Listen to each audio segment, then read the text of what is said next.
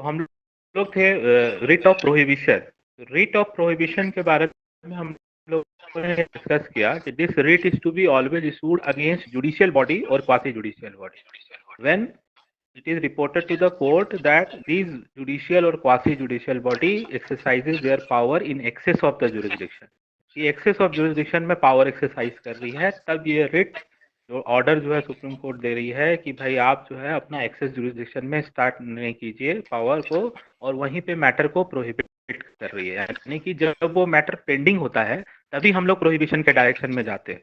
कोई भी मैटर ऐसा जिसमें एक्सेस जुरिस्डिक्शन का मामला हो और वो पेंडिंग है, तब हम लोग जा रहे हैं सुप्रीम कोर्ट कि ये करने के लिए कि ये फोरम जो है वो अपने पावर को एक्सेसिव मैनर में एक्सरसाइज कर रही है, तो काइंडली प्रोहिबिटेड। और अगर कोर्ट इस तरह का डायरेक्शन इश्यू करती है तो इस तरह के रिट को हम लोग क्या बोलते हैं, प्रोहिबिशन।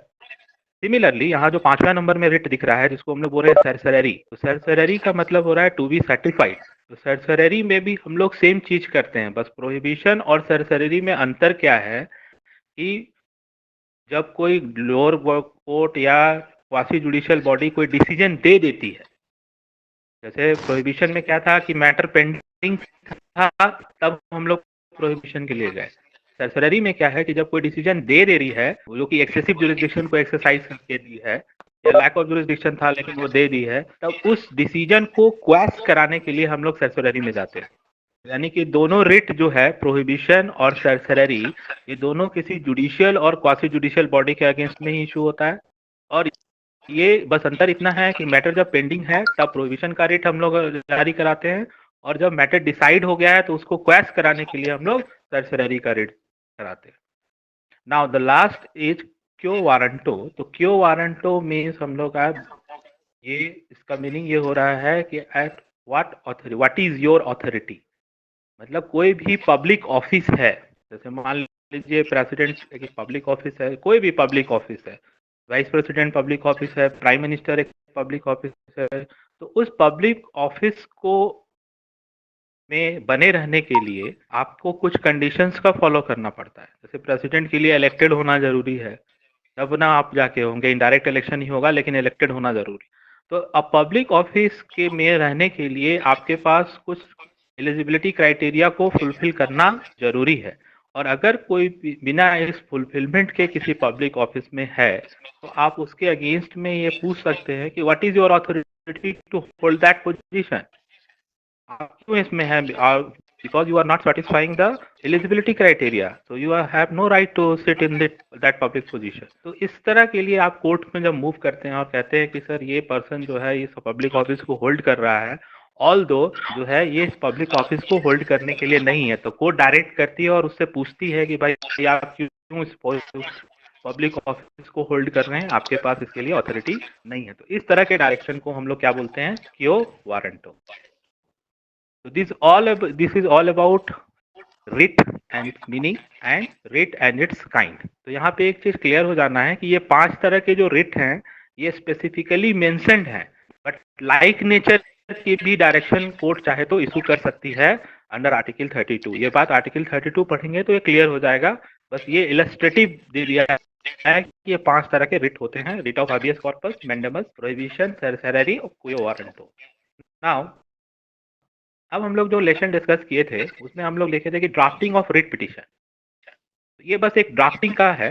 तो ड्राफ्टिंग में हम लोग को किसी भी रिट को ड्राफ्ट कर रहे हैं चाहे, तो सबसे पहले हम लोग को ध्यान में रखना है कि हम किस का रिट ड्राफ्ट कर रहे हैं। हैबियस कॉर्पस तो यानी कि क्लियर है कि कोई इलीगल डिटेंशन होगा, कोई detention without any legal justification होगा, उसके अगेंस्ट में हम लोग जा रहे हैं। तो यानी कि हैबियस कॉर्पस में हम लोग को क्या लिखना है कि हमको डिटेन कर लिया गया है और डिटेन इलीगली है, और ये मेरे ग्राउंड्स हैं कि इससे इस डिटेंशन से क्या हो रहा है, मेरे ये आर्टिकल्स का वायलेशन हो रहा है। उसी तरीके से मैंडेमस में हम लोग क्लियर है कि नेचर में कि हम लोग किसी पब्लिक अथॉरिटी के पास जा रहे हैं, गए थे लेकिन उसने जो उसकी पब्लिक ड्यूटी है उसको फुलफिल नहीं किया था, इसके लिए हम लोग उस पब्लिक अथॉरिटी के अगेंस्ट में जा रहे हैं। यानी कि वो कौन सी पब्लिक अथॉरिटी है ये क्लियर करना पड़ेगा, और उसकी क्या ड्यूटी थी और उसने ड्यूटी का फुलफिलमेंट नहीं किया तो हमको क्या क्या उससे मेरे कौन कौन से राइट्स का हानि हो गया। सिमिलरली प्रोहिबिशन और सरसररी में भी हम लोग क्या देखते हैं, हम लोग लोअर कोर्ट या क्वासी जुडिशियल बॉडी के अगेंस्ट में जा रहे हैं और ये बता रहे हैं कि इस कोर्ट ने कैसे जुरिस्डिक्शन एक्सेसिव रूप से एक्सरसाइज किया है, या कोई नेचुरल जस्टिस के अगेंस्ट में डिसीजन दिया है, या कोई एरर अपरेंट है इसके रिकॉर्ड में। तो इस तरह के बात हम लोग सर्सरी और प्रोहिबिशन में बता रहे हैं। तो हम लोग रिट पिटीशन जब ड्राफ्ट करते हैं किसी, तो नेचर क्लियर होना चाहिए पहले कि किस तरह का हमको डायरेक्शन चाहिए। इस तरह का डायरेक्शन चाहिए तो इसको हम लोग उसी तरह के रिट में लाना है। तो हम लोग देख रहे हैं 5 पॉइंट्स हमेशा याद रखने हैं दिमाग में। ये 5 पॉइंट्स याद रखने हैं कि पहला हेडिंग, दूसरा ओपनिंग स्टेटमेंट क्या है, तीसरा फैक्ट, चौथा ग्राउंड और पांचवा प्रेयर। यानी कि कोई भी रिट पिटीशन ड्राफ्ट कर रहे हैं तो ये पांचों बातें होनी चाहिए उस रिट पिटीशन में। हेडिंग बहुत आसान है, हेडिंग में कुछ नहीं करना है। आपको सबसे पहले जिस नेचर का रिट है चाहिए, मतलब जिस नेचर का डायरेक्शन चाहिए उसका नाम लिखना है। रिट ऑफ हैबियस कॉर्पस है तो रिट ऑफ हैबियस कॉर्पस लिखना है। जहां पे लिखे हैं उसके नीचे आपको in the court, honourable court, high court, जैसे हम लोग पता है कि रिट हम लोग हाई कोर्ट में ही फाइल करते हैं, in the honourable high court लिखते हैं। उसके नीचे हम लोग रिट पिटीशन नंबर लिखते हैं। ये मैंने ड्राफ्ट सैंपल भेजा था आप लोगों को। रिट पिटीशन नंबर लिखते हैं और उसके बाद पार्टीज कि कौन पिटिशनर है, कौन रिस्पोंडेंट है,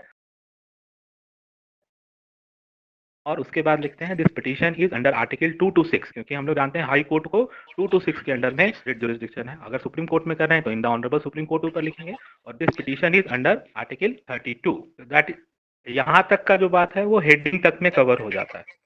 तो that part is called heading. उसके बाद ओपनिंग स्टेटमेंट हम लोग स्टार्ट करते हैं। तो हम लोग जानते हैं opening statement to the honourable chief justice and their companion of जजेस लिखते हैं, और the plaintiff want to states following, this is called opening statement. ये ओपनिंग स्टेटमेंट क्लोज हो गया। अब उसके बाद सीधे हम लोग फैक्ट्स पे आ जाते हैं।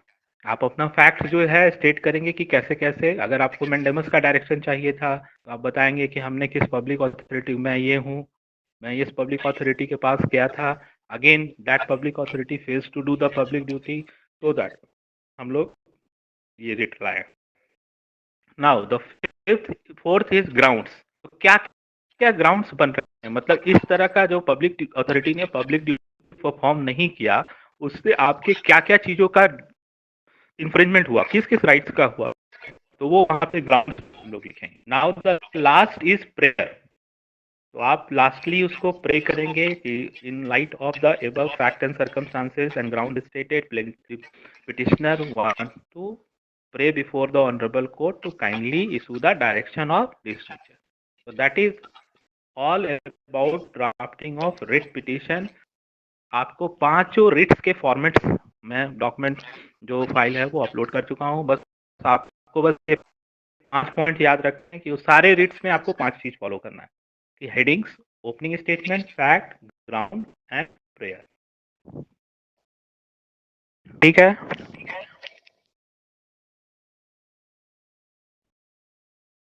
हेलो। Yes sir. नाउ मैं आ रहा हूँ वापस मीटिंग में। रंजीत जी। जी सर।